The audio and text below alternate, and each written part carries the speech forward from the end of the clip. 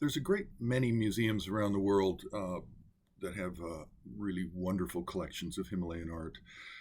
Museums that come to mind are the Guimet in Paris.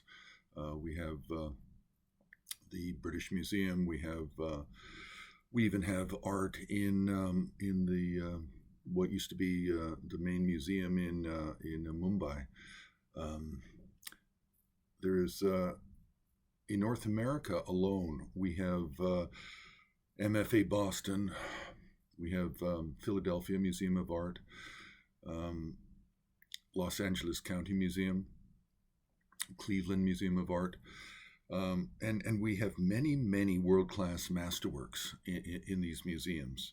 Now, Los Angeles is one that has just a wonderful collection that's quite broad. It's very similar to the Rubin Museum of Art or Asian Art Museum of San Francisco, where it's a very broad collection of Indian, Kashmir, Swat, Tibetan, Nepali objects, sculpture, and painting.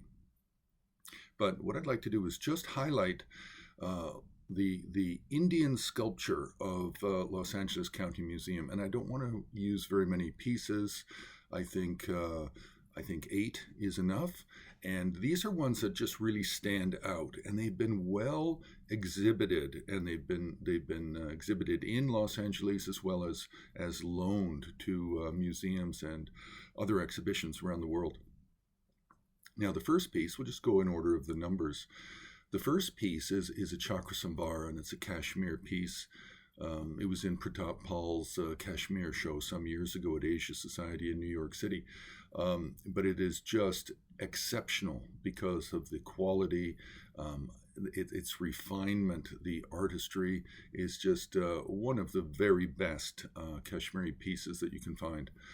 The second is actually a Maitreya. It's identified as Maitreya. Whether or not it proves to be an Avalokiteshvara or something other doesn't really matter here, but it also is just best of class for a peaceful figure standing. Now, a third one is just a monumental image of Chandika. Yes, related to Kali and Durga, but this one is just phenomenal in just the expression of the face, the arms, and the wrathful imagery of it. It definitely stands out as a wonderful piece, a metal sculpture. Now, the fourth piece has been exhibited. It's well known. It's well published. And it is considered by some to be a Tara. I remember back in the 80s, I was asked who I thought it was, whether it was a Tara or a Vasudhara or some other figure. Clearly, it is Buddhist. It is a female figure seated in Vajra posture on a double lotus and a throne. There are 2 side female figures, and then there are 2 Buddhas and I believe a Vajrasattva above in the Torana, in the throne backrest. But this is a piece that's been a bit of a mystery for a long time. I think on the Har website we identify it as Tara, but we would really probably have to look into the Manjushri Mulakalpa Tantra and see what descriptions of Tara might be in there that might reflect how the side figures in the throne and the Nagas below have been done, and see whether or not it's coming out of that period and that source literature.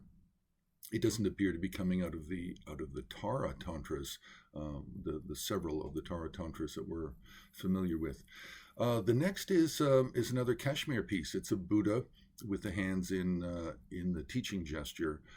Then we have a stone sculpture of Tara, and yes, we have a lot of Tara or some Tara sculptures of black stone polyp, but this one is rather nice because of the torso, because of the healthy appearance of Tara.